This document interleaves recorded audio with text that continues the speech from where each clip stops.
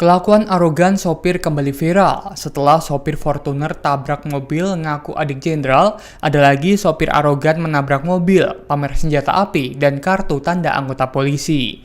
Kali ini terjadi di gerbang keluar Tol Binjai pada Minggu 20 April 2024 sore. Terungkap juga sopir Pajero Sport itu adalah oknum polisi yang disebut-sebut bertugas di Polda Sumatera Utara atau Sumut. Kini kasusnya berbuntut panjang. Oknum polisi itu dilaporkan ke Propam Polda Sumut oleh Simpson Andar Marolop Sinambela. Pelaporan ini bermula saat oknum polisi berinisial HS dan istrinya mengendarai mobil Pajero Sport berplat nomor BK1726ABX menabrak mobil atas nama Ishak Paini yakni Toyota Avanza berplat nomor BK1793II di gerbang keluar Tol Binjai pada Minggu 20 April 2024 sore.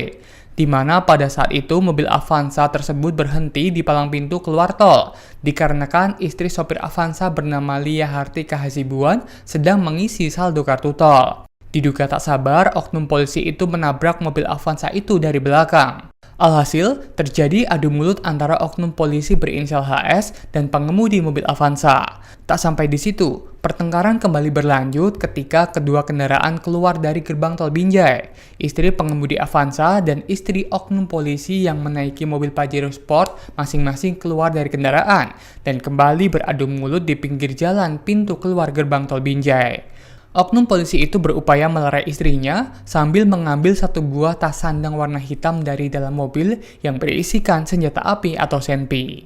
Kemudian, oknum polisi itu juga mengeluarkan dompetnya dan menunjukkan kartu tanda anggota atau KTA. Sementara itu, saat ini wartawan masih berupaya mendapatkan komentar dari Propam Polda Sumut terkait kejadian tersebut. Download Tribun X sekarang, menghadirkan lokal menjadi Indonesia.